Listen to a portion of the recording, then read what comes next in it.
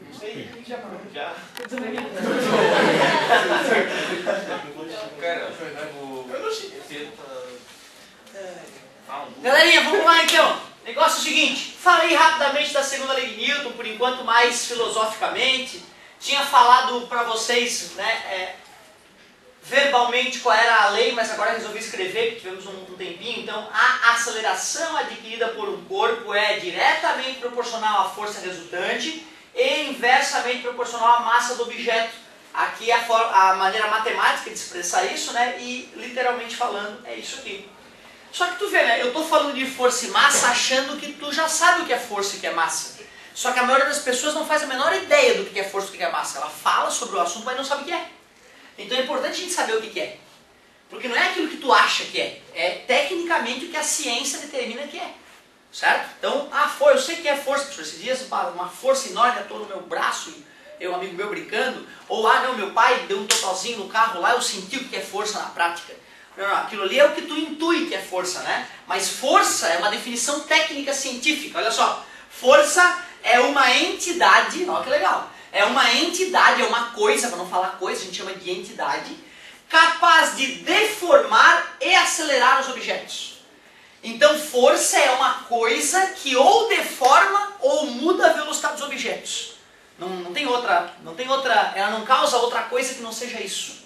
Então, fiz uma força, deformou, certo? Acelerou, né, na hora que eu fiz a força, o objeto mudou de posição, então teve uma aceleração mínima, né? Mas no final das contas a aceleração cessou e restou apenas a deformação, certo? Ou então está parado e de repente já não está mais parado, então quer dizer que uma força atuou nele, porque houve uma aceleração. E aí agora não deformou, né, professor? Deformou, o meu dedo deformou, o objeto deformou, só que é tudo tão microscópico, tão rápido que a gente acaba achando que não deformou.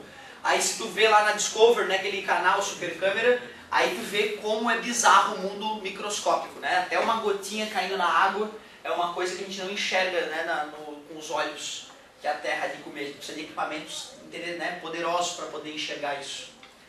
Outra coisa, já que relaciona força e massa, né, eu preciso saber bem o que é isso. E olha só o que é massa cientificamente falando. Massa, grandeza que mede a dificuldade de variar a velocidade de um corpo. Isso aqui é massa. Massa é a medida da dificuldade de mudar a velocidade. Quanto mais massa, mais difícil é fazer a velocidade aumentar e diminuir. Certo? Então, podemos dizer que massa é a medida da inércia. É isso que é massa. E no dia a dia a gente pensa que massa é para medir o peso, né? Nada a ver.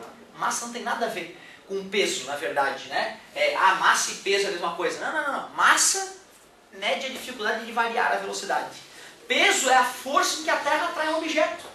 E são proporcionais, por isso que a gente mede a força, peso na balança, e a balança faz um cálculozinho ali, né, e te responde a massa. E talvez essa história de a gente ir lá na balança, medir o peso e calcular a massa, né, o cara no dia a dia acaba confundindo uma coisa com a outra, né?